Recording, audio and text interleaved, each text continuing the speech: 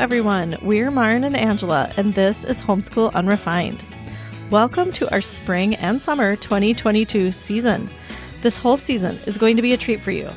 As some of you know, we've been creating this podcast since 2016.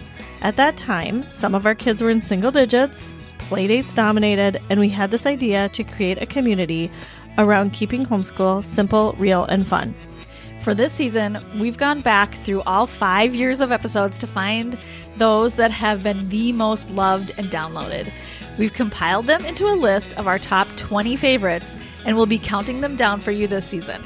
You are definitely going to want to stick around to hear which episodes made it to the top.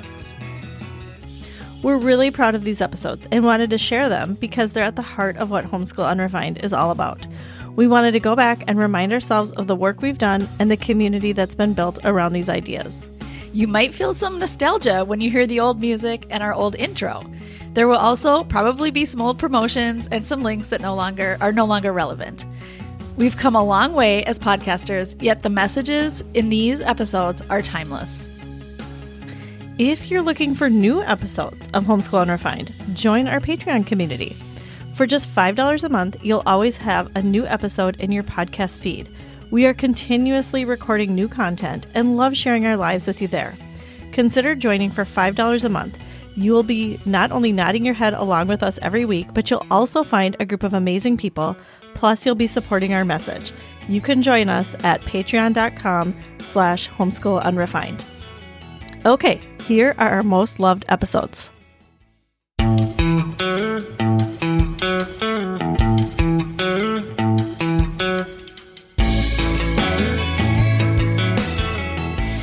Hi, everyone. This is Angela, and you're listening to Homeschool Unrefined, the podcast where we keep homeschool simple, real, and fun. And this is Maren. You've got episode 126, where we begin with deschooling. And we are going to get to that topic in just a few minutes. But first, we just want to say hello. Welcome back. We've been on a little bit of a break, and it is so good to be back. So good to be back. It really does feel like coming back to just our regular routine again. I know. Great. I feel like that's the longest break we've taken. It is ever. I missed it. Yeah. In like over 3 years. It was maybe a little too long. I mean, I know we needed it. We needed it. Yeah. So hello to all of you listeners. We're so glad to be back with you. A special hello to our Patreon supporters. Mm-hmm. If you are interested in supporting us on Patreon, you can go to patreon.com/homeschoolunrefined. We have lots of new patrons. So we just want to shout them out. And thank you for supporting us. Marcella, Lisa, Erica, New Day, Niyurka, Jenny, and Katie. Mm-hmm. Thank you for supporting us. Mm-hmm. You're making it happen. Yep. Making this happen for us. So thank you. First of all, maybe we should just talk a little bit about our podcast because we probably have a lot of new listeners. Welcome if you're new. And thank you for being here. If you keep coming back, we love having you every week or whenever you get a chance to listen to us. We love it. We love that so much. And we love your feedback. A little bit about our podcast. Angela and I are here to change the conversation about homeschooling. And we want to change it from what we should do and what we need to be doing more of and more of and more of to what are you already doing? Let's notice the great things that are already happening today and in your life, in your homeschool, about you. What's great about you and how can you rock those strengths? And it really, I don't know, it just takes such pressure off. It takes pressure off of me when I think of my homeschool like that. And we've heard from lots of other people that it just helps so much to not put all the pressure on us to do everything perfectly, but to just feel good about where we're at right now. For sure. And if you like hearing that, which I like hearing that, I like hearing us say it. I need to hear that too. Mm-hmm. We're going to be basically talking about that today, kind of. That's basically our whole conversation today. Definitely. Yep. And so get ready. It seems like, in some form or other, we talk about that in every podcast. It's a thread on woven a different through. Topic. Yes. Yeah. Yeah. Well, it's a new year. And we decided to simplify our Patreon community. So in case you are unfamiliar, Patreon is a separate platform where we can connect on a deeper level with some of you who want that kind of support and connection. We used to have 2 different levels. It was great, but a little bit confusing. We've simplified it to just one level. It's $5 where you can get all the rewards if you support us at $5. So for that $5 a month, you will get 2 extra new episodes per month. One, we do a check-in where we talk about how things are going for us. It's a little bit homeschool, a little bit personally. And one LTW extra where we share all the extra things we're loving that don't make it onto our regular episodes. And these have become listener favorites, I think. I think so. I think listener favorite or supporter favorites and then yes. My favorites. Yes, me too. I know. So what's great about these is they will come right into your podcast app on a separate feed. So you don't have to go to a separate website or download a different app or anything to use them. They'll just come right into your feed. Also, the great thing about these episodes is they are running every month, whether we are on a break or not. Right. You will for sure get these 2 extra episodes a month. Exactly. So like this last month when we were doing throwback episodes on our main podcast feed, we were working hard on our Patreon for our Patreon community who they pay to be there, and we really want to show them the love for that. So we are really committed to that community. For sure.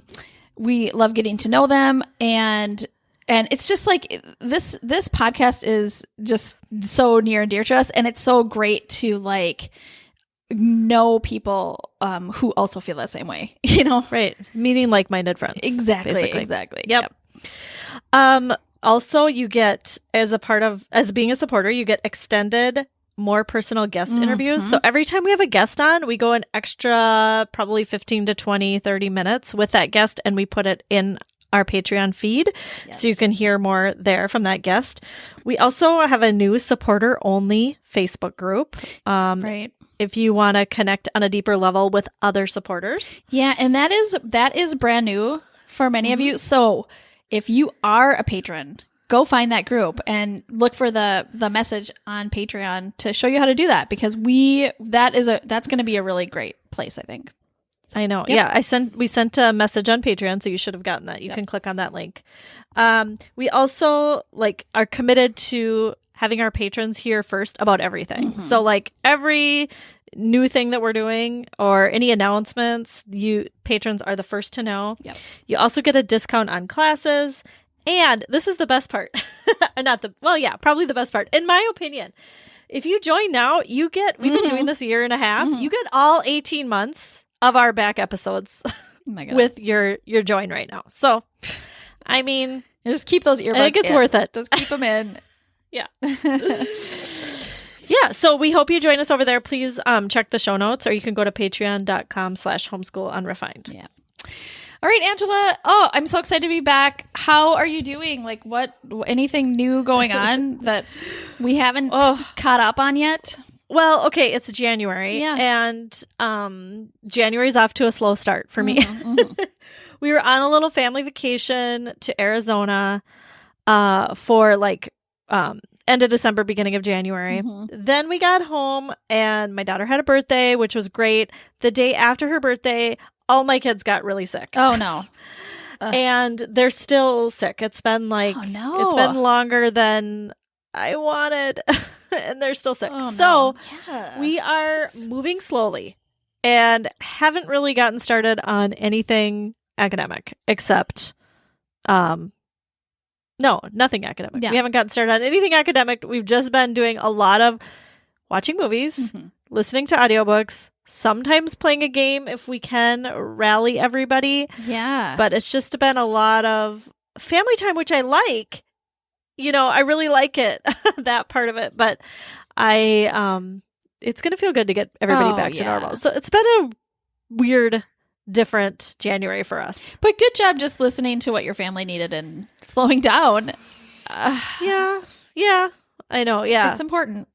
It's important. And, I have I mean, on the one hand, I'm enjoying parts of this. Yeah. My teens are needing me. Yeah. No, it doesn't happen very much anymore. I know. And so I'm kind of enjoying that, getting them things and having them be hanging out with us, but not that they're sick. Totally. Yeah. Yeah. So anyway, how about you? I know you've had a busy time. So if you're new to the podcast, we have been traveling for the last 5 months. Over 5 months now. And so we landed in Austin, Texas on New Year's Eve. And so we've just been slowly making our way to feeling like home. This is going to be our longest stay, 5 months.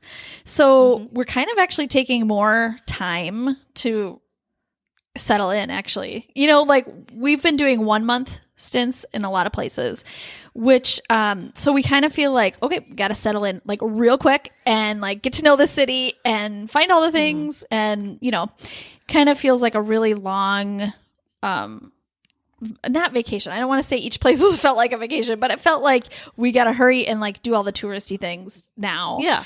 And so here we kind of feel like we can just unwind and finally just breathe. And so it's felt very good in that way. Yeah. So our kids are, the only thing is, so when we came to Austin, we decided our goal was to plug into communities. Like that's been our the thing that we've all missed is like knowing people and meeting people. So we're working hard on that. So it kind of feels like our main job right now is getting plugged Finding in friends. kind of quickly because things are starting up.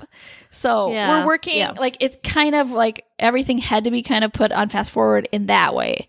But we're enjoying just kind of unwinding in Austin too. So yeah. And I'm telling you, like you're missing lots of snow. So I keep kids thinking are sad about you. it. They are? Oh yeah, they're so sad that they're missing snow. Okay. But also when we're out hiking and it's 60 degrees, you know, or we're sitting on a porch, like in the library. Did you see that picture? I know. I know. I want you to come and see this library. Well, I am going to come. I know. So I was thinking, I can't wait till Angela comes and sees this. It's just, you know, this beautiful. I mean, just we're sitting out and reading on this beautiful deck, and it's you know, and that's what I'm like. You guys, it's 15 degrees in Minnesota today, so just enjoy this. They are remembering the fun snow times. They are, and not like the hard snow times. Like, my lower half of my driveway, it kind of slopes down a little bit. It's pure ice. I have my chain boots on. Oh yeah. And I still am worried about slipping going down this driveway even just like get on a walk. And like yesterday, I didn't even go outside once. Now I know I have sick kids and stuff, but I didn't get outside because I was like, every time I thought about trying to make my way down that driveway, I just like not worth it. I know. I get it. And then all your muscles tense up, and it's just hard. I was thinking that my daughter and I went to a movie last night, and we came out of the movie theater, and it was like room temperature out, and I was like, we would be so cold going back to our car, and then we'd have to heat it up. And then, you know, scrape the windows. So I keep saying that because, you know, our kids really do miss home. They do. They really miss home. And so I always like to point out the good things about where we are. They're not shoveling. My kids are complaining about shoveling. Jeremy's going to be gone this week. And I just saw the forecast is like multiple times of snow all week. Oh, man. And I'm like, thanks. Now I'm going to have to snow blow like every couple days. Oh, man. While he's gone, which is fine. Yeah. Like, it's just... It never comes at a good time. It's always a surprise. You need to take an hour or two. I'm going to give you the phone number of the company who used to come and do our oh, really? Yeah, I could. I don't know why I feel guilty about that. You do that one time and you'd be like, this is my new life. This is my new life. I'm not kidding you. Somebody is doing this for me. Anyway. Yeah. We need to move on. We have this topic, deschooling, is... I mean, we talk about it a lot personally, and we've talked about it in parts of other podcasts, but this is such a huge topic, and I'm so excited to dive into this. Right. And I have to say, so we have a friend and patron, Jill Jarvis, who approached us at the Brave Learner Conference and said, I think you need to do an episode on deschooling. And we kind of were like, have we done that? Haven't we done that? And we kind of looked back, and it turns out, no, we've never done like an episode on deschooling. We've talked about it A lot. throughout several episodes. I think the one episode that sticks out to me is the episode called Where We Stage an Intervention. I mean, it's way back there. It's probably 2.5 years ago. I mean, it's a long time ago. But I remember talking about deschooling specifically in that episode. Yeah. It just wasn't the whole episode. But, yeah, it did get us going, though. It got us going. Jill was saying like she'd love to have a resource to point people to who are needing to deschool, and there just aren't any books or podcast episodes or anything like, really digging into this. And so she was right. And so thank you, Jill. Yes. Yes. We consulted her on this episode, so we appreciate you, Jill. By the way, we always love suggestions for episodes too, because you are in it. You are in this, and you probably, you listening, you probably know more than anybody what we all need to hear. So let's, for sure. I mean, we'd love to hear from you too. For sure. All right. So maybe we'll start with what is deschooling? Some people are like, what are you even talking about? There could be so many meanings for this word. And we're going to maybe just narrow it down to like what we're talking about here today. It can mean something different for you, and that's totally fine. So Angela, what are we going to talk about today? So I feel like it means a couple different things, but they're super related and they're actually the same thing. Okay. Tell us what you mean. Okay. So I feel like what a lot of us think about when we think about deschooling is after you, like, let's say you've been in traditional school and then you decide to homeschool. Or let's say you've never been in traditional school and you're homeschooling at the beginning. There is a period of time where it can be weeks to months long, where you take to kind of deprogram yourself from the traditional school environment, the traditional academic environment, right? Yep. So usually what I've heard people talk about this is it's like kind of a defined time. So someone will say like, well, I'm starting to homeschool. I'll see this a lot of times in Facebook groups. I'm starting to homeschool on Monday. What curriculum should I use? And a lot of people will comment and say, don't forget to deschool. You're going to need a period of time where your child, it's usually focused on the child, is just deprogramming themselves from that academic environment. Right. And so that's, I think, one definition. Another definition that we talk about more often, I think, is like as parents and children, we are continually deschooling. Yes. Which is like continually reprogramming our mind to like, what does learning look like? It doesn't always have to look academic or like school or like in a classroom or what a teacher would do. Right. But it can look other ways too. Yeah. And so it's a continual process. So I think it's both. I think it's a thing you do right away, especially if your kids have been in traditional schools. It's a thing you should do right away. But it's also something that you're kind of always doing to reprogram yourself. Does that make sense? Absolutely. I think you said it so well. I didn't even want to interrupt you because that is exactly it. I mean, and then somebody else might be thinking of maybe even going deeper and deeper on that. And I think that's so great too. I just think that's what we're going to talk about today. Like we're going to talk about a specific time period and then also like how we deschool kind of throughout also. Right. We're going to go through, and because it is kind of the same thing. It's just sometimes the timing of it. Like, is it a full-fledged like 6 weeks or 3 months or whatever? A year, you could have a specific time, or it could just be like, we are continuously, or maybe you do that for 3 months and then you gradually bring things in and you're not really officially deschooling anymore, but like every day at some point you're asking yourself these questions or, it might look different for everyone. Right. So, right. Definitely. It can take, I feel like that traditional school mindset and the thought that learning happens in school. Yeah. That takes months or years to undo. And I don't know that you can ever really undo that. Exactly. I feel like it's kind of like the water or the air we're breathing. It's like all over, right? You've really grown up with it. It's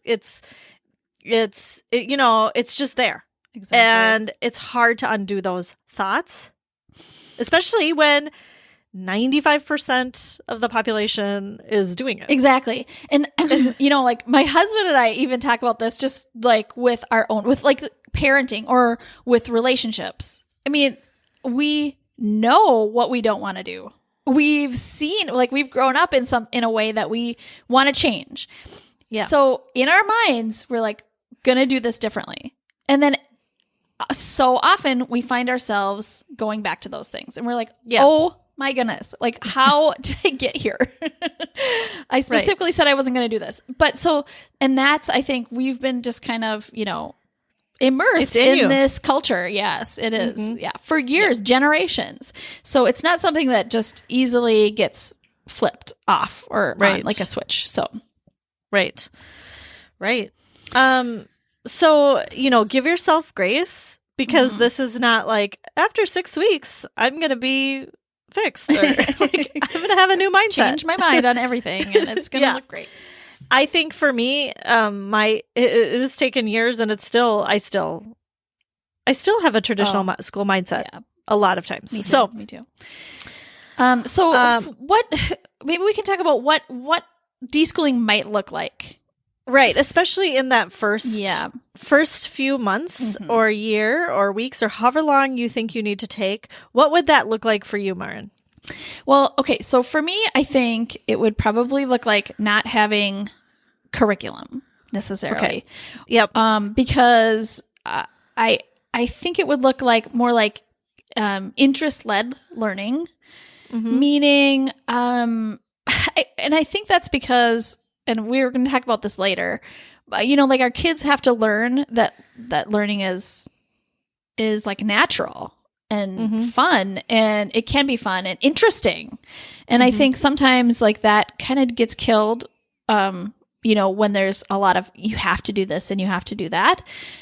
We forget that learning is like what you do all the time. So for me, it would be like kids are learning by doing the things they love to do. And I don't mean like it's a free for all and there's no limits, but I mean like, if they want to build forts with boxes all day long, that might be a great thing for them to do. And there's maybe not a limit on how long they can just do that. Lots of playtime, I guess I would say, and if I think I often think of it as a time where there's like not a bunch of like headbutting, like I need you to do this. I don't want to do this, but you have to. Like if there is a time, if that is happening, then like there's more of a discussion, or like I want to understand why you don't want to do this, or why I think I need to make you do this. There's maybe more natural reading happening, like reading, writing, math, anything. All the learning happens. Like I remember a period of time when my daughter just made restaurants. It was her thing. She made a restaurant, and, she'd make all the food and put it out on the table and put prices on everything and get the cash register, and all the, our other kids, and, we'd all come up and like buy something from her restaurant, and there would be money exchange or, fake money or whatever. And then there would be cleaning up. And so like, there was reading involved, writing, math, a lot of life skills, cooking, measuring. Just so many things were happening. And I think what happens, what I see during deschooling is like that kind of stuff happening, because she wanted to do it. Right. And I didn't stop her. That's awesome. Yeah. I feel like that is a great reason not to jump into a curriculum. I think another, and I really want to stress this because I just hear a lot of parents, like the first question they have when they decide to homeschool is like what curriculum to use. And they're worried about picking the right one right away. And I think it's really good to hold off because you are going to be getting to know your child again. and I know we're all great parents. Like, we're all really good parents. We're all conscious. And we know our child, but when your child is in school, you know them in a certain way. You know them in the school way, right? And maybe your child has never had that much freedom at home to be really dig into their interests. And so now they are going to hopefully be doing that. And I think, after a few months, maybe you can start thinking about what curriculum might be best in consultation with your child after you see like where your child's interests and like strengths and weaknesses are starting to play out. Right. And I just think it's a lot of headache or heartache to pick that curriculum, start it, and then it maybe doesn't work. And then you're like, oh, I failed. Okay, I got to pick another one. I picked the wrong one. Okay, I got to pick another one. And it might not be that you picked the wrong one. It might be that you're just starting it too early or too soon. Yep, for sure. And like, kids need to relearn how to like spark that joy of learning again. And they also need to be credited for the learning that they do while they're playing or building a Lego set or, cooking or whatever. Like, they need to feel like that's valuable. And I think a lot of times we say, well, we don't give it the value that it deserves. And so they feel like, well, they don't feel valued for it. So they might not even pick doing it at first because they're like, well, that's just like something, like less important. And so they need to kind of learn that this is actually a really good, valuable thing and go for it. Like, just go for it. Right. And having that parent support is so important. Also, I think it's harder for them because all of their friends or most of their friends are, like I said, most of the culture doesn't value that and values like learning in a classroom. And so it is hard for them. I think we need to like I've had to really give my kids grace when they like don't seem to see the value in things that I see the value in. Yeah.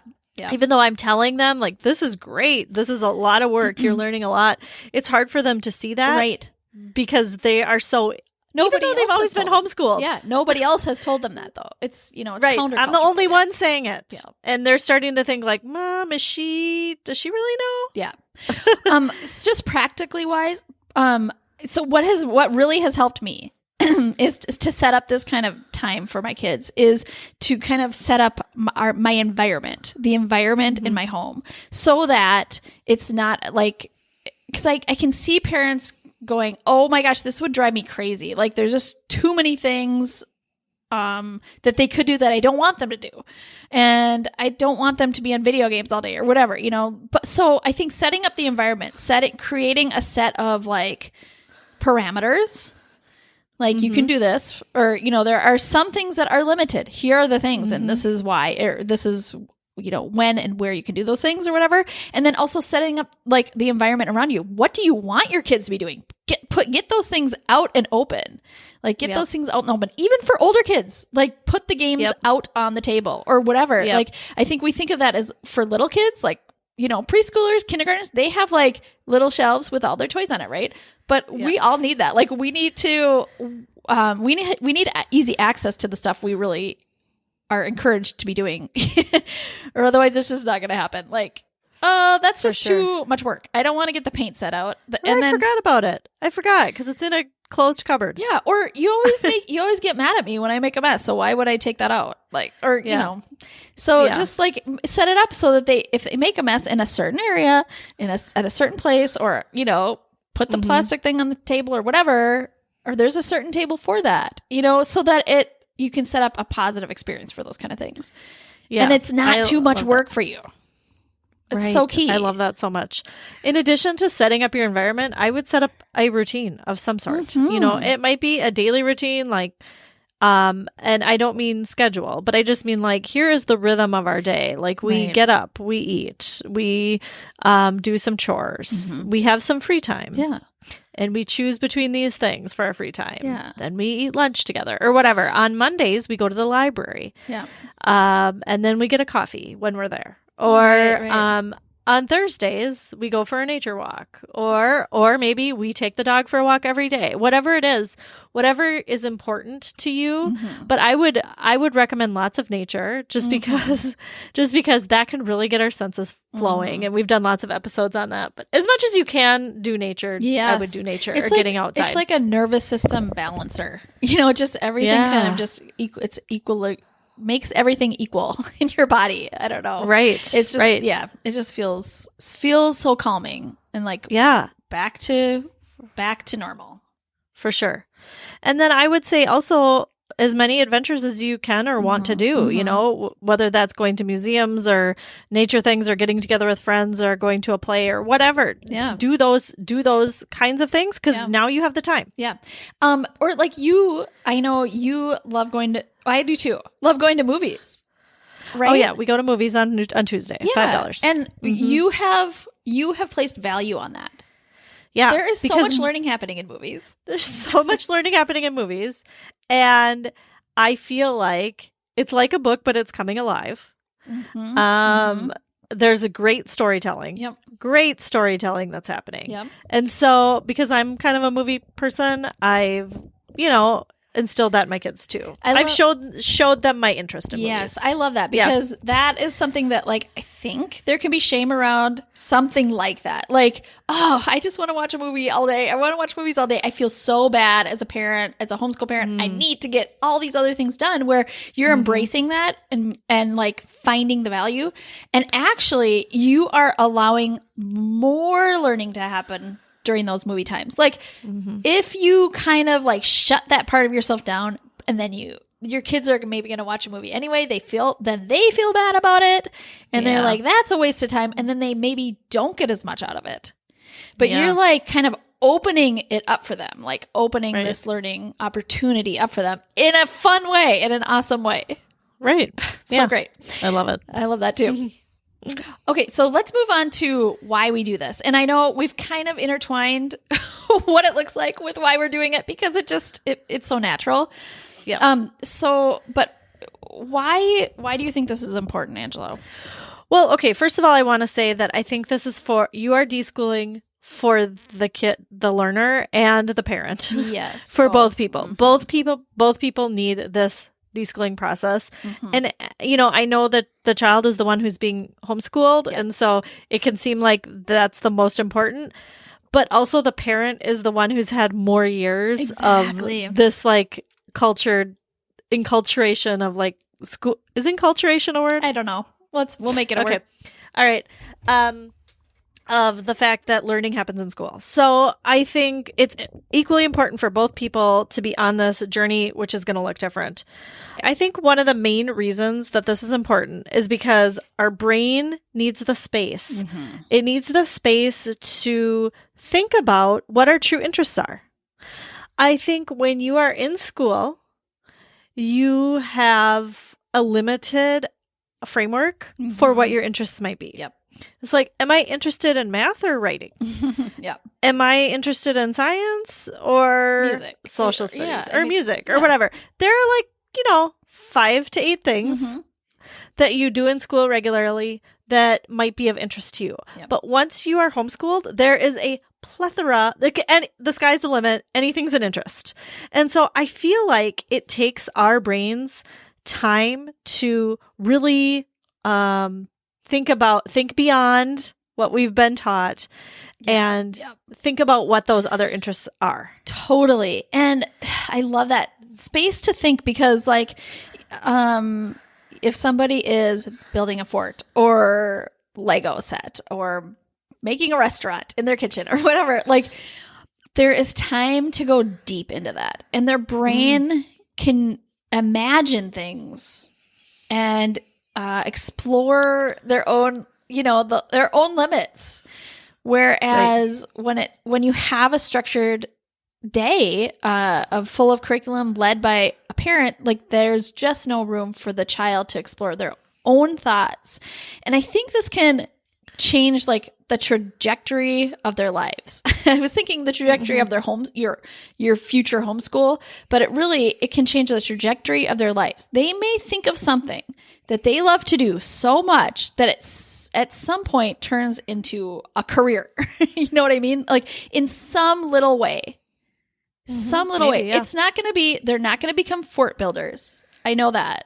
But like there's something about that thing that they did every day for like, 6 hours every day that can translate into a lifelong love of a career. You know what I mean? Right. There's something. Well, yeah. And they might be getting excited about learning again. Like if they're allowed to do that thing that they're into, whatever it is, if they're allowed to explore, they're going to be excited about it. You mean I can do anything? Yeah. Yeah. Like you can do anything. What do you want to do? What are you interested in? Right. They will then be excited about learning, and they will, I feel like that excitement and love for what you're doing is the key. Yeah. I mean, that is the key, because then so much more learning Anything happens. Yes. Right. If they hate it, but they're doing it anyway, or if they kind of like it, or if they're like resent it, or if they feel like they're doing too much of it, or if they're bored of it, they're not really going to be learning it anyway. I know. So you need to, yeah. And I know. I think I've always thought it's so funny that like, I always think it's so funny when people have like science tests or something. And I'm like, science tests? I mean, I get you need to know facts about certain things, or history tests or whatever. Like, I get you need to know dates and facts or whatever. But like, do you? I mean, but that's like the beginning. If you need to know those facts for bigger thinking. Yeah. You need to know those facts sometimes so that you can do bigger thinking. But like science to me is like the scientific method. And that happens when you're out in the backyard. Exactly. Yeah. Like that happens naturally every single day. So like we learn more how to learn when we're doing things we love to do. For sure. And it doesn't matter what that thing is. It's just the habit of learning. It's the habit of learning. Yes. And so do that however you want to do that. Right. There's so many ways. Right. It's you almost have to train your kids to do that though. Like they aren't going to just naturally, explore if they haven't been in that habit. So this is not something that you may just see on your first day of deschooling. They might just be bored. They might just be like, I'm so bored. Yeah. So it's just something that you have to be okay with, like getting there. Well, you have to give them the time. Give them the gift of time for figuring that out. No, in the first day or week, they are not going to know. They are still thinking like, am I going to do math? Or like, what are we doing here? Right, or what's my homework? Or so, I mean, it does take, this is going to take a while. It is, yes. And I would say the other big reason is to concentrate on connection with your child, because when kids feel safe and loved, I mean, that is like a basic core need that I think sometimes borderline our kids have. I mean, like we have it, but like as much as they, kind of absolutely need it sometimes. And I think the more they have that in abundance, like the higher they're going to go. Like it's just it's just a bigger foundation, a stronger, solid foundation. And the higher that skyscraper is going to get built, like, right. I mean, why not make it the best connection? Right. And I know many of us start homeschooling for that reason. Yeah. I think that was one of my main reasons, Totally. right? And so you can't lose sight of that, that is your connection is one of the top benefits of homeschooling. Yeah. You get to see them more. I just think I should put this on my kitchen cupboards, like connection everywhere, because I need reminders. This is why I'm doing this. This is why I'm doing this. Because it makes everything, it changes everything also. Right. So, right. Definitely. One other thing. I think sometimes we worry a lot when our kids are just like to do one thing. They just like to do something, or they like to listen to one audiobook or read one book, and they just keep reading it, or they keep doing this one thing over and over again, but they love it. But I just wonder, like, would you be worried if they went deep into their math curriculum? You know what I mean? Like if they finished all of their 6th grade curriculum in the first month of school, like, would you be like, oh, they'd have to do other, like they should, you'd be like, oh my gosh, they are awesome at math. This is so great. But I feel like sometimes when it's not a curriculum or an academic thing, then we worry about their deep interests. And I just want to say it kind of goes along with what we were just talking about. Deep thinking is deep thinking. So going deep into a Harry Potter book that they've read 7 times is amazing. They're getting so much more out of it each time. Right. So like let them keep going. Right. For sure. So I love that. That's one thing I think is such a great benefit of this deschooling time, is letting them go deep. Yeah. All right. So anyway. Okay. So what is next? Like after you feel like you've maybe done that time, whether that's going to be different for everybody, it might be a year. Yes. It might be a year for you. Yes. You might take that first year and do that. It might be a few months, whatever your whatever amount of time you take. What's next after that? Yeah, I know. This is like where we kind of feel lost, I think. Sometimes we feel lost. We're like, well, I can deschool, but like, then what? What do we do? Well, I liked how we talked about at the beginning of this episode where, there's this other deschooling that you can do continuously. And I think that's a really important thing to do.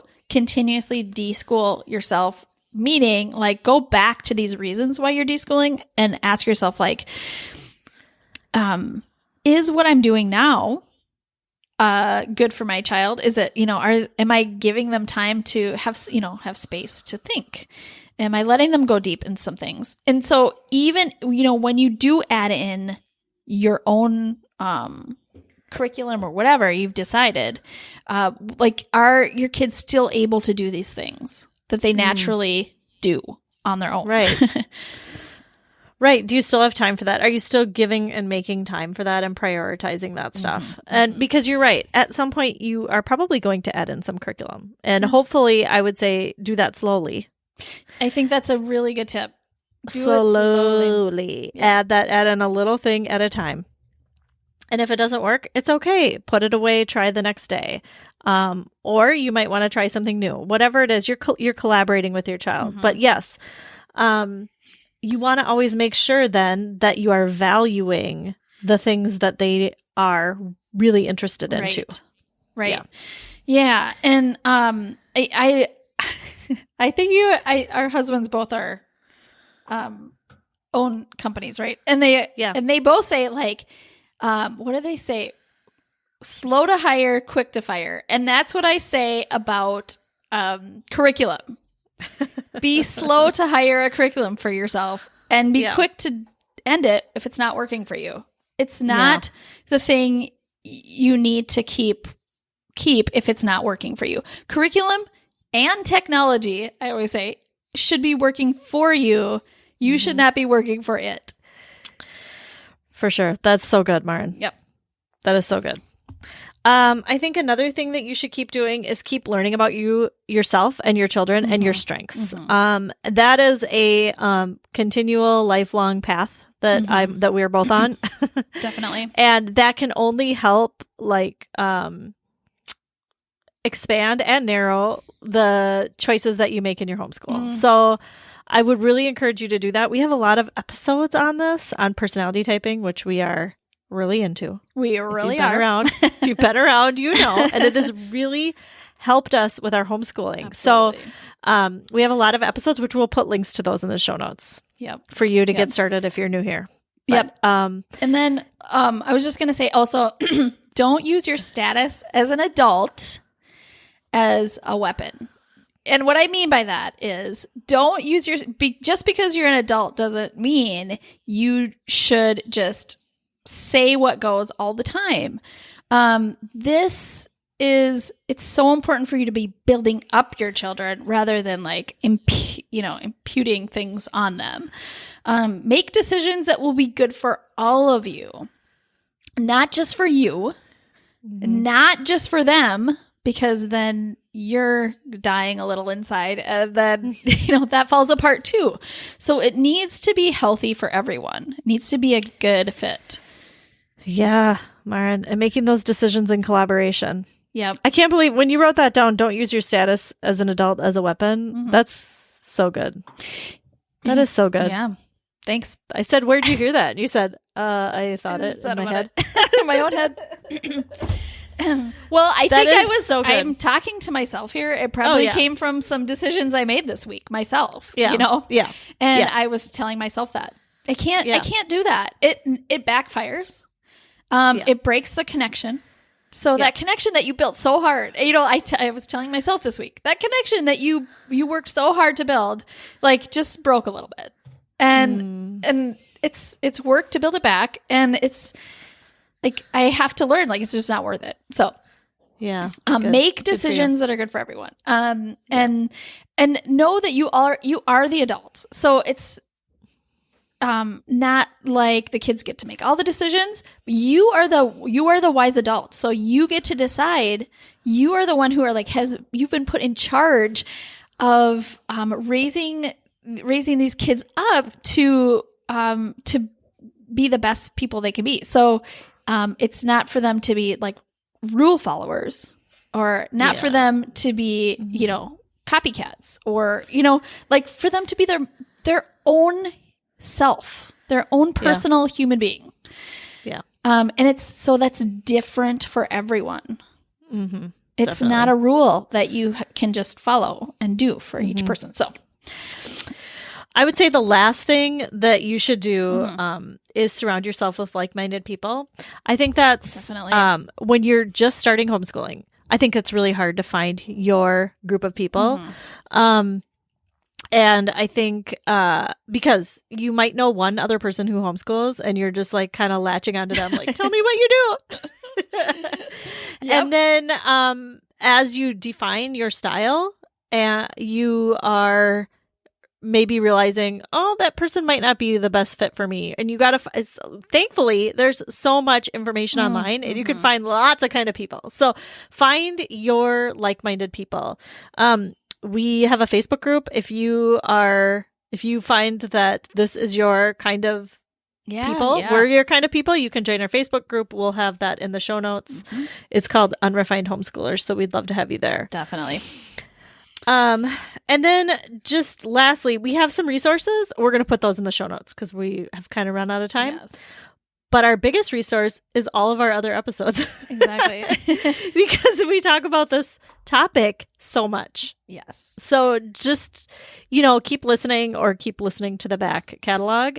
And if you have been a listener or a longtime listener, and you know somebody who is just starting out on their homeschool adventure, this would be a great episode to have them start with. Oh my goodness. Yeah, for sure. So feel free to pass that along. Yep.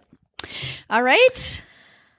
Let's move. We did it. I know, we did it. Let's move on to LTWs. Loving this week. Here we go. Angela, what are you loving this week? My loving this week is CBD salve. Ooh.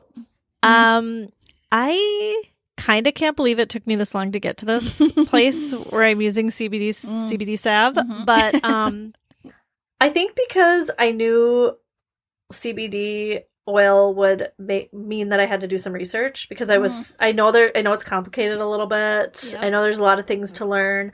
I think that's why I kind of put it off. But then you I didn't do any research, and I just dove in. You dove in, and you gave me a little bit when you were here on Thanksgiving. You gave me a little bit of salve, and you said, just put this on your neck before you go to bed. So I had like a week's worth of it or whatever. Yeah. It was amazing. I have the tightest neck. It is so tight that every time I go into any practitioner, they can't believe how tight it is. It's so tight. I don't know what's going on. I think it's years of bad posture and abuse, right? Yep. And I need my neck to relax. I need it to relax, and no matter what I've tried, can't get it to relax. So this CBD salve has been helping my neck to relax, and other parts of my body. Like, it's working for my hip too, and I'm not even putting it on my hip. What? I can tell. Like, my hip is much more relaxed than normal. Yeah. Wow. And I'm sleeping better at night. It's the other thing. That was a big change for me. Yeah. Like, oh my gosh, I slept so deeply the first night I tried it. I couldn't believe it. I know. I was having sleep issues. I mean, I've had kind of chronic sleep issues, and I had been having really bad sleep issues, like up every half an hour to an hour just to roll over or whatever. Now I am not. I still wake up every once in a while, but it's not. It's more like I get this deep sleep, which is amazing. So anyway, I did research on, like, after you gave me that little bit, then I was like, okay, now I had some motivation to research. So I did some research online, and, you know, there's different kinds of strengths and stuff. So what I got was from Humble Roots Medicinals. Okay. And it's a full spectrum salve. So full spectrum means it contains less than 0.3% of THC. Yeah. If you don't want the THC, you can also get the kind without. So awesome. Yeah. You know, they're different kinds, but the kind I got has a little bit the less than 0.3% of THC. Yeah. So, and I'm loving it. I'm loving it so much. I'm committed.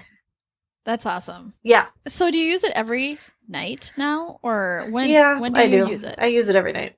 Yeah. Before bed. But you don't need much. I don't need much. Just a little bit. Rub it in there. Yep. It's amazing. Yeah. Yep. I agree. Are you still using yours? Mm-hmm. Okay. Mm-hmm. Yeah. Awesome. And I'm loving it. Good. All right. So what is your official LTW this week? Okay. So my LTW is a new kind of ice cream that is available at Target, and it's an Oatly ice cream. Oh. So do you know there's Oatly milk, right? Yep. And I use that in my coffee. I use that as my creamer. Okay. And I absolutely love it. And I know it's not as thick, right? But I love it. It's not as thick as like a cream.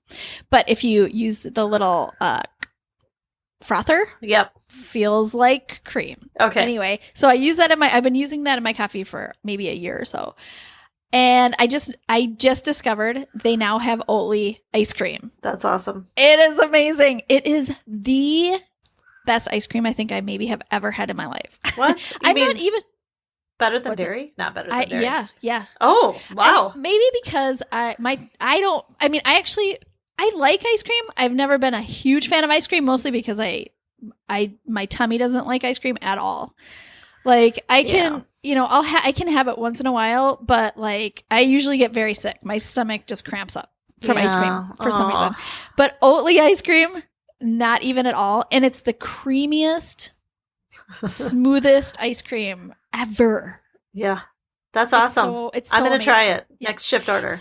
Yes. So yeah, good luck though, because I put it in my last shipped order and they didn't have it. And my shipped shopper said, when I saw you had Oatly ice cream on your list, I was a little worried because it's out a lot. Oh. Because it's so popular. What kind of flavors do they have? So they first just started with vanilla, I think. We had gotten vanilla a couple times, and now they have strawberry and chocolate. Oh, wow. And I have to say, I'm not usually a strawberry fan, but this strawberry ice cream is my favorite. It's my favorite of the three, for sure. That's amazing. I'm loving this. I'm loving that places are getting on board with more non-dairy options, because I can't do dairy. Yeah, at all. And I can't do dairy. Yep. Yeah. And so when we went to Arizona, my kids, for some reason, when we're in Arizona, they want to do froyo like all the time. And I don't know if Minnesota has froyo. I think they do. It's just my kids don't know it. Yeah. They don't know that. They associate it with like going somewhere warm. Yeah. And so I was actually impressed, because when you go to froyo down there, there's they have a lot of choices for non-dairy, and they're good. Yeah. They're good. They taste good. Yeah. So I'm just happy with this trend. And I'm happy that I really love Oatly milk. So I do too.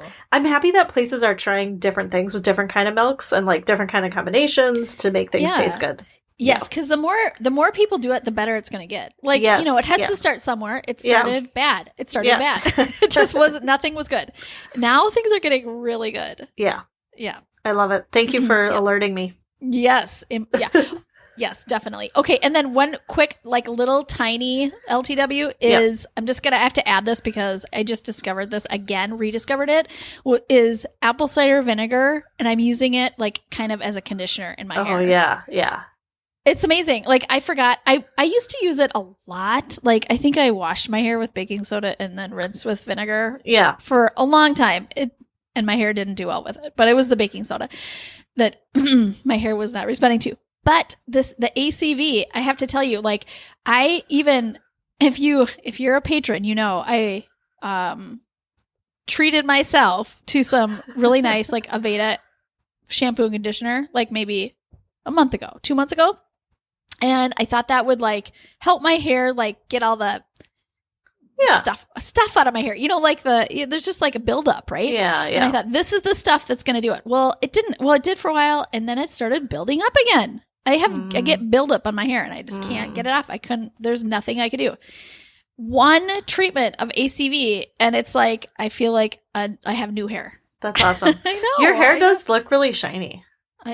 It's the ACV. That's what it is. It's the vinegar.